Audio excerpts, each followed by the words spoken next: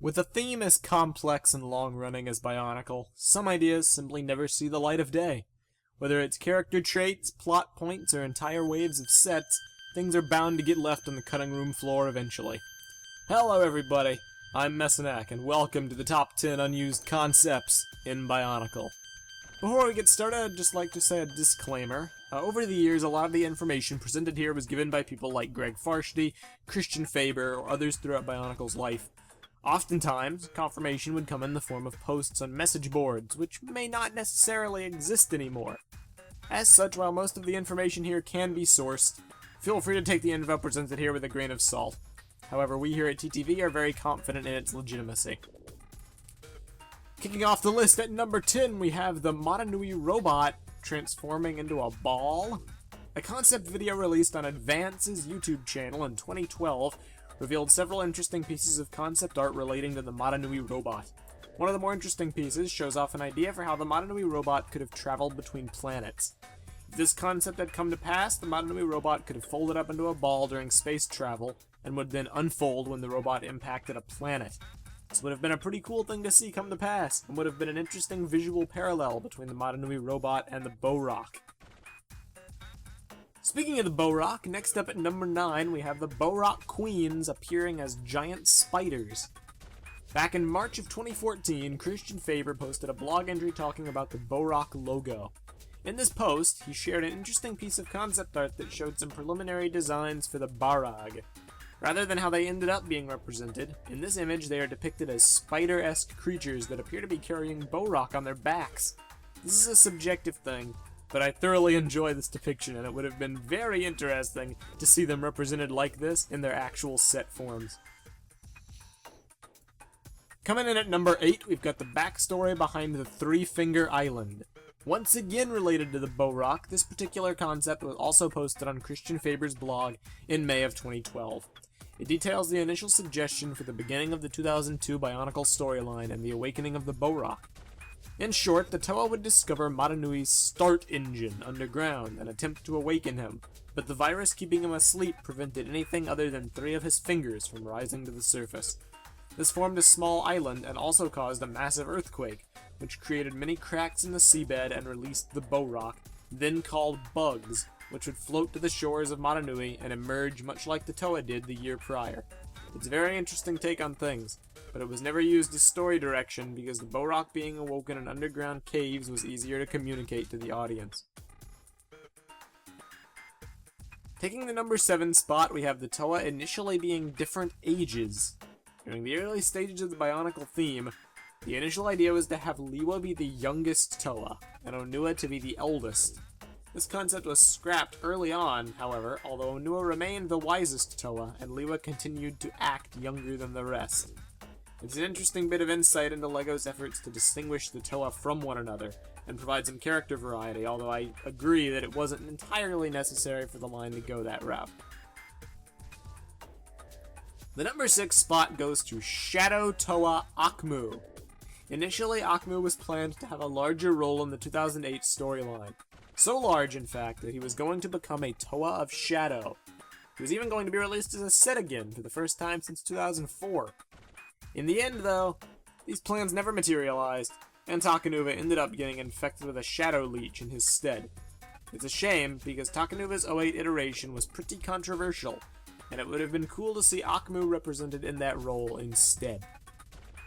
Heading onwards towards number 5, we have Bionicle Legends: Invasion. The Ignition trilogy of Bionicle had quite a lot of books, released under the Bionicle Legends banner. Initially, however, the 7th title in that series was not in fact Prisoners of the Pit, but rather a book by the name of Bionicle Legends: Invasion. This book, however, was unfortunately cancelled due to poor book sales, and was never released. It would have featured many things, including the Toa Inaika's journey through the Cord, Vezon slamming Matoro's head into a wall, an explanation of the relationship between the Zyglak and Krana, and a scene where Pterodax possesses Matoro's body, among many other things. It's a shame this book was cancelled because I'm sure its content would have enriched the Bionicle storyline. Alas, it was not meant to be. The number 4 spot belongs to the vastly different plans for the Ignition trilogy. In the actual Bionicle canon, the Toa Inika / Mari's journey to save Mononui's life ended in 2007, and the final chapter of the Ignition trilogy saw the Toa Nuva's triumphant return to save his life in Carta Nui. Initially, however, this would have played out very differently. For instance, 2008 would have seen the Mari take to the skies to save Motonui rather than the Toa Nuva. The Nuva would have then had a multi-year arc where they attempted to finally awaken Motonui. Personally speaking, I'm actually rather glad this got compressed. I feel that the way it played out in actual Bionicle canon worked pretty well, and if the trilogy had been longer, it may not have worked out as nicely. Still though, it's an interesting piece of Bionicle information to consider. Moving on to the top 3, we have the 7th Tribe on Motonui. Thanks to a Templar Studios blog entry, we know that an initial plan was to have a 7th secret Tohungan tribe, who worshipped Makuta and constantly attempted to undermine the Toa at every turn. Initially, Akmu was even supposed to be one of their agents. Eventually, though, LEGO scrapped the idea, and it never saw the light of day. The only remnant of it existing is an unused scene of a Tohunga making infected Koli balls hidden within the game files. Very peculiar indeed.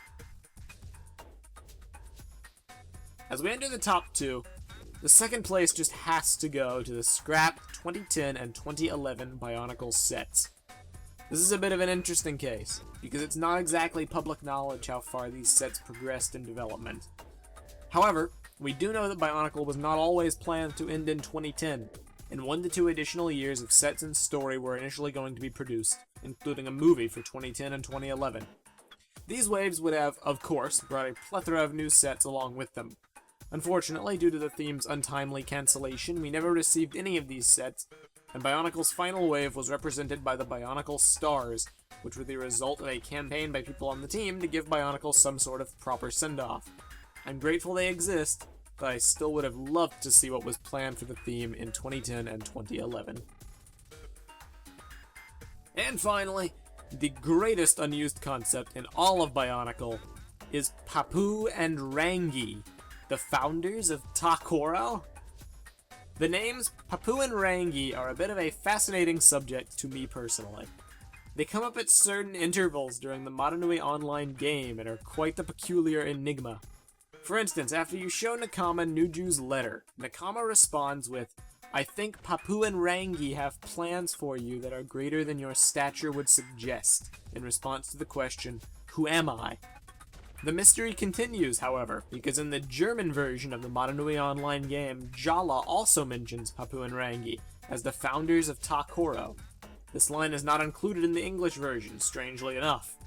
It's a bizarre turn of events because the names never come up anywhere else in Bionicle at any point whatsoever. Polynesian mythology contains entities with similar names, namely the Earth Goddess Papa and the Sky God Rangi, so one can assume that's where the developers took inspiration from with this concept. Nobody knows to this day who Papu and Rangi were supposed to be, or what their role in the story could have been, if they had one at all. It's far more likely they were simply a creation of Templar Studios, and were never intended to serve any role in the story beyond Motonui Online game.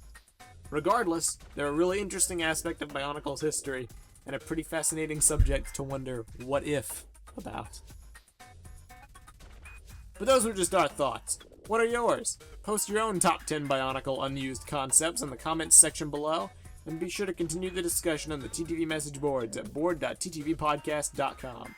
Also, check us out on Vessel at vessel.com/the TTV channel for 1 week early access to all of our content. Thank you for watching, and goodbye.